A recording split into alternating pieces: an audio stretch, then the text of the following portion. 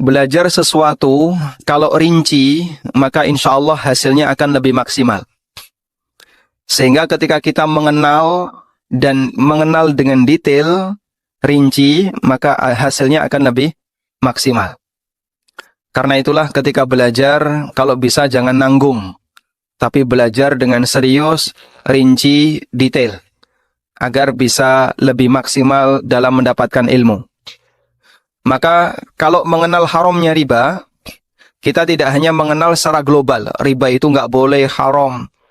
Tapi apa saja riba, nggak tahu. Nah kalau bisa, Qardul Hasan. Qardul Hasan itu berarti utang tanpa bunga. Mereka sebut dengan Qardul Hasan. Maka riba qard adalah riba yang terjadi disebabkan akad utang piutang. Karena ini umumnya terjadi di zaman jahiliyah, sehingga para ulama menyebut riba jahiliyah. Sebab umumnya yang terjadi di zaman jahiliyah adalah riba jenis ini, yaitu riba qard. Baik. Riba inilah yang diharamkan oleh Allah dan mendapatkan ancaman keras dalam Al-Quran. Karena riba ini murni kezaliman, di mana orang utang lalu nanti saat mengembalikan dia diwajibkan untuk membayar lebih.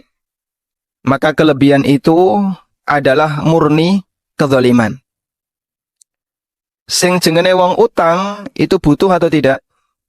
Butuh tidak? Butuh. Kudune wong butuh niku ditulungi. Namanya orang butuh seharusnya diapain? Ditolong. Dipahami ini ya?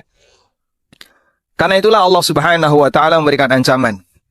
Siapa yang minta kelebihan ketika ngutangi orang lain, padahal itu sudah dilarang, maka dia ditantang perang oleh Allah Subhanahu wa Ta'ala.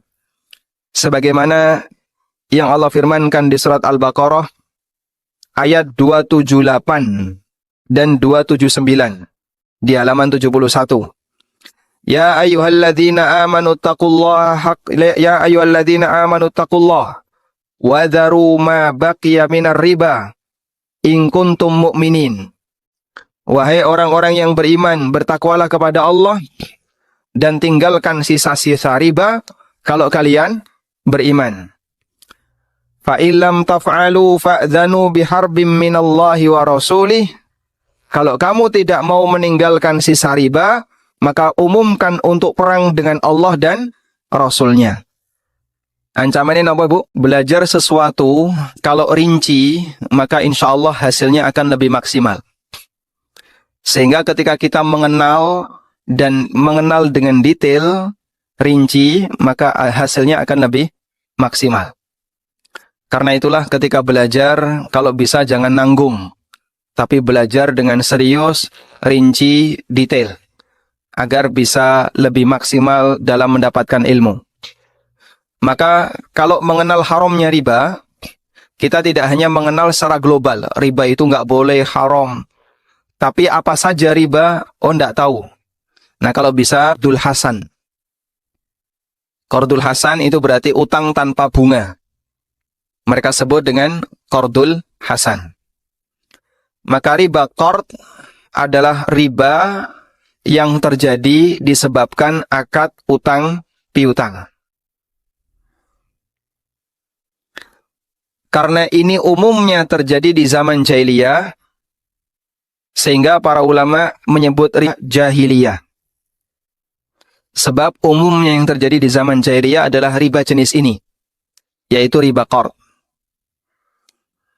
Baik. Riba inilah yang diharamkan oleh Allah dan mendapatkan ancaman keras dalam Al-Quran. Karena riba ini murni kezaliman, di mana orang utang lalu nanti saat mengembalikan dia diwajibkan untuk membayar lebih. Maka kelebihan itu adalah murni kezaliman. Sing jenenge wong utang itu butuh atau tidak? Butuh tidak? Butuh. Kudune wong butuh niku ditulungi. Namanya orang butuh seharusnya diapain? Ditolong. Dipahami ini ya? Karena itulah Allah Subhanahu wa taala memberikan ancaman. Siapa yang minta kelebihan ketika ngutangi orang lain, padahal itu sudah dilarang, maka dia ditantang perang oleh Allah Subhanahu wa taala. Sebagaimana yang Allah firmankan di surat Al-Baqarah ayat 278 dan 279 di halaman 71.